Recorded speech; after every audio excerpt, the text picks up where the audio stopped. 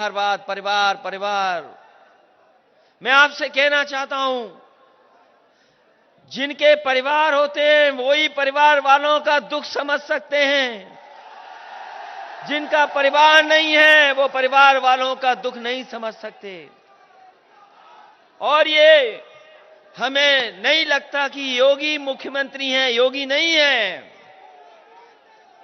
ये मुख्यमंत्री योगी नहीं है। ये योगी वही होता है जो दूसरे का अपना दुख समझे। हमने तो यही पढ़ा है गीता में कि जो दूसरे का दुख अपना समझे वही योगी है। बताओ ये मुख्यमंत्री योगी हैं कि नहीं हैं?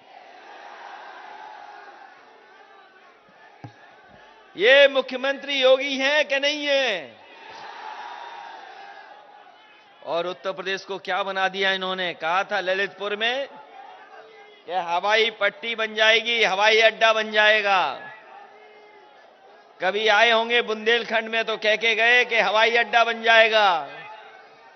बताओ ललितपुर के लोगों, गरीब लोग हो, पहनने को चप्पल भी नहीं होगी। ये कहा था इन्होंने कि हवाई चप्पल पहनने वाला हवाई जहाज पे चलेगा। और अगर आप आंख खोलोगे, ध्यान से अखबार पढ़ोगे, तो अब तो इन्होंने हवाई जहाज भी बेच दिए हैं।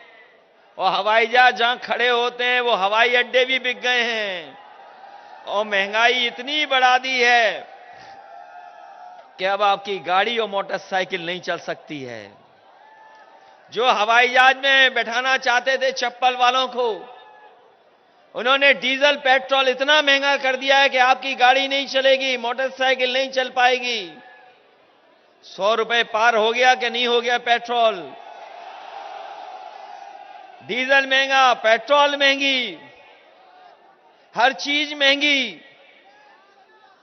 ये कहते थे कि हम झोला लेके चले जाएंगे, झोला लेके चले जाएंगे। कभी किसी ने कहा था कि झोला लेकर के चले जाएंगे। हम गरीब लोग हैं, हम बाजार जाते हैं, अपने झोले में सब्जी, अपने झोले में सामान लेकर के आते हैं अपने परिवार वालों के लिए। इसलिए हमें पता है कि महंगाई क्या है। और ये महंगाई जानबूझ करके बढ़ाई जा रही है। अगर ये चाहते तो महंगाई रोक सकते थे, लेकिन महंगाई ये नहीं रोक रहे हैं। ये महंगाई लगातार बढ़ती चली जा रही है। और आप लोगों ने देखा है, नोटबंदी हुई तो लाइन में लग गए हम लोग। जब बीमारी आई तो दवा के लिए, ऑक्सीजन के लिए, अस्पताल में भर्ती होने के लिए लाइन में लगे। अभी खाद में हम लोग लाइन में लग रहे हैं, खाद के लिए। ये पता नहीं कैसे भाजपा के लोग हैं, कोई फैसला लेते हैं उसमें लाइन में लगना पड़ता है। लाइन में लगना पड़ता है, लंबी लंबी लाइनों में। नोटबंदी हुई तो बताओ लाइन में लगे कि नहीं लगे आप? और जब दवाई की जरूरत थी तो आपको लाइन में लगना पड़ा कि नहीं लगना पड़ा? और आपको ऑक्सीजन और दवाई और बिस्तर के लिए लाइन में अस्पतालों में लगना पड़ा कि नहीं लगना पड़ा? इसलिए ललितपुर वालों, मन बना लो, इस बार लाइन में लग करके एक एक वोट इनके खिलाफ डाल देना। इनकी लाइन का पता नहीं लगेगा कहां चले गए ये लोग।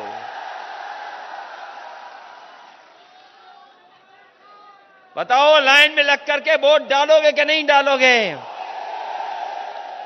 और यहां तो किसानों की जान चली गई। कोई सोच सकता है कि खाद के लिए किसान निकले हों, खाद न मिली हो, उन्हें जान देनी पड़ी हो? दुनिया में ऐसा कहीं नहीं है कि जहां पर किसानों को इतनी तकलीफों का सामना करना पड़ रहा हो। आज किसान के सामने संकट है, दो फसल नहीं पैदा कर पा रहा है, खेत को पानी नहीं, घर को प्यास नहीं, प्यास के लिए पानी नहीं है। इसलिए समाजवादी पार्टी के लोग कह करके जा रहे हैं, अभी जो डैम उद्घाटन भी हुए हैं, ये उद्घाटन के उद्घाटन हैं। समाजवादी सरकार बनेगी तो इंतजाम करेंगे कि कैसे हमारे किसान और बुंदेलखंड के किसान अपने खेतों में 2 फसल ले लें। और 2 फसल जिस दिन ले लेंगे उसी दिन हमारा बुंदेलखंड का किसान खुशहाल हो जाएगा, उसे पीछे मुड़ करके नहीं देखना पड़ेगा। हम भरोसा दिला के जा रहे हैं कि आपको खाद के लिए लाइन में नहीं लगना पड़ेगा। चाहे हमें पहले से खाद खरीदनी पड़ जाए, सरकारी खजाने से पैसा निकाल करके खाद खरीद करके आपको लाइन में नहीं लगने देंगे। ऐसा इंतजाम समाजवादी लोग करके दिखाएंगे।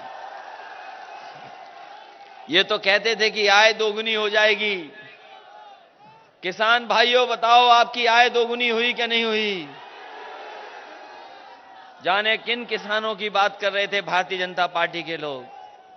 यहां तो नहीं हुई किसी किसान की आय दोगुनी। अन्ना पशु तो घूम ही रहे हैं, और हमारा किसान अगर मेहनत कर करके फसल तैयार कर ले,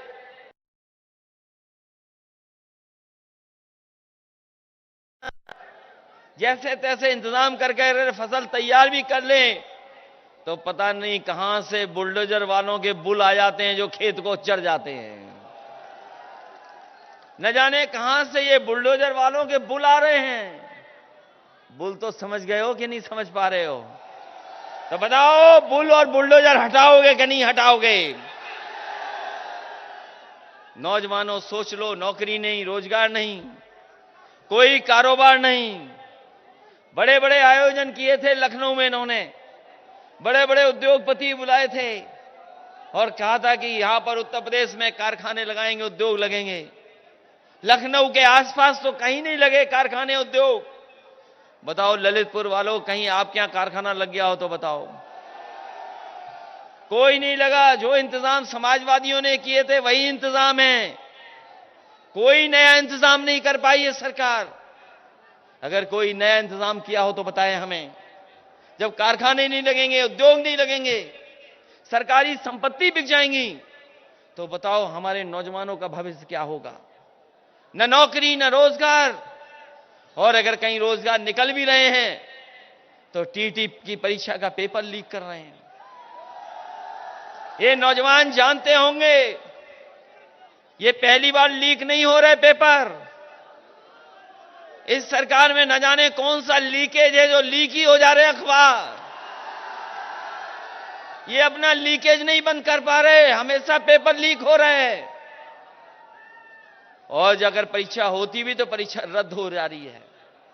इसलिए नौजवानों, कोई इंतजाम हमें करना पड़े, अपने नौजवानों को नौकरी, रोजगार, और कभी भी परीक्षा निरस्त नहीं होगी, चाहे हमें कोई इंतजाम करना पड़ जाए। समाजवादी लोग ऐसा बेहतर इंतजाम करेंगे।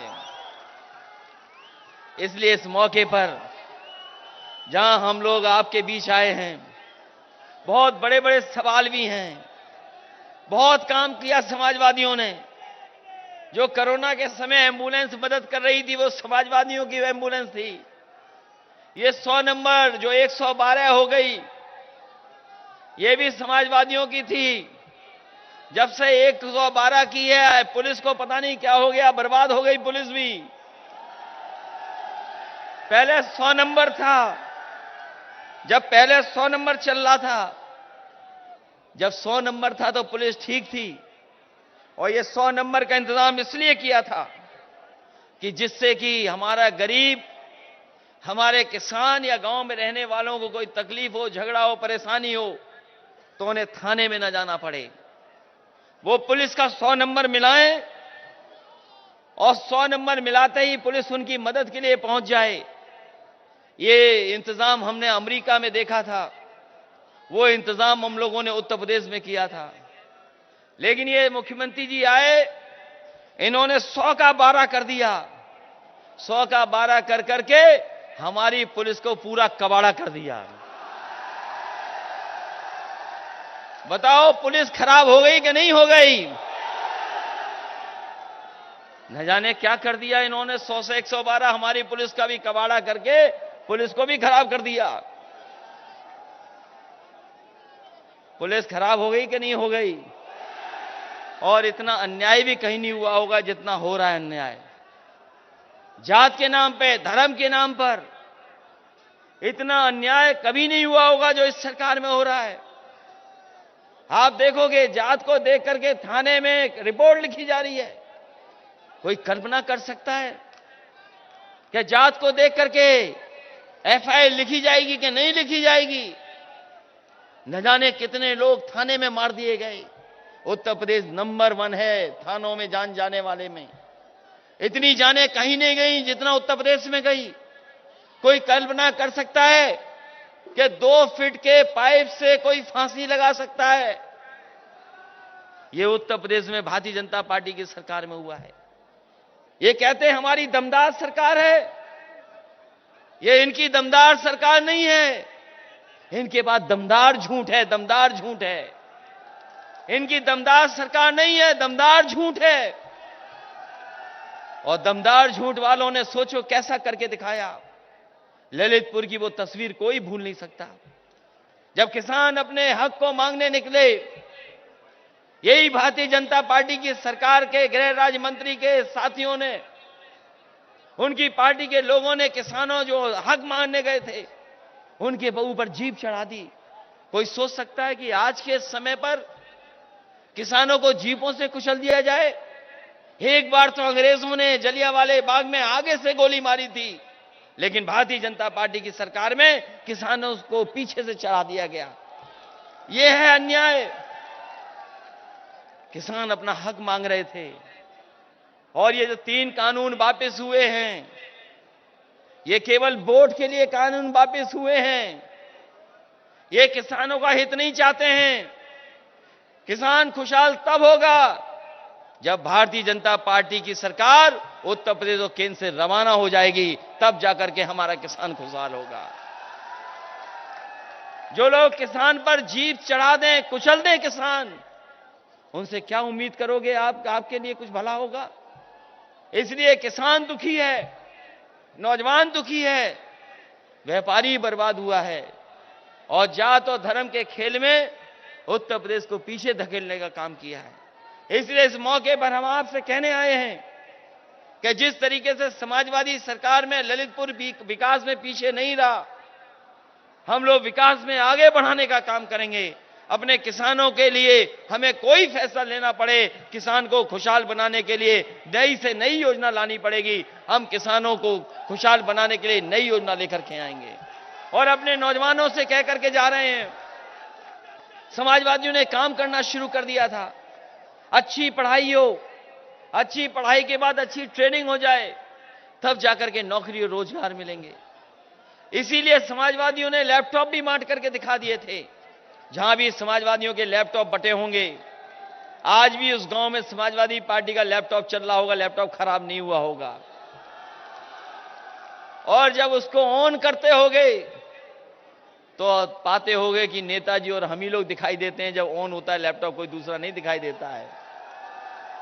समाजवादियों ने लैपटॉप बांट दिए थे और ये मुख्यमंत्री जी कहते हैं कि हम अब नौजवानों को टैबलेट देंगे, स्मार्टफोन देंगे। नौजवानों पूछो मुख्यमंत्री जी से, 4.5 साल से कौन सी टैबलेट दे रहे थे हमें, जो अभी तक नहीं बांट पाए। टैबलेट दी, 4.5 साल से टैबलेट ही नहीं दे पाए। और ये मुख्यमंत्री क्यों देंगे आपको लैपटॉप? क्योंकि ये मुख्यमंत्री लैपटॉप चलाना ही नहीं जानते। और जो मुख्यमंत्री लैपटॉप चलाना नहीं जानता, वो तो बताओ नौजवानों के भविष्य बेहतर बनाने के लिए लैपटॉप नहीं दे सकता। इसलिए आपसे हम पूछने आए हैं, बताओ आप योगी सरकार चाहते हो कि योग्य सरकार चाहते हो? योगी सरकार होगी तो पढ़ाई का इंतजाम होगा, अच्छी रोजगार का इंतजाम अच्छा होगा और पढ़ने वाले बच्चों के हाथ में लैपटॉप देने का काम भी योग्य सरकार करेगी। योगी सरकार नहीं कर सकती। ये चिलम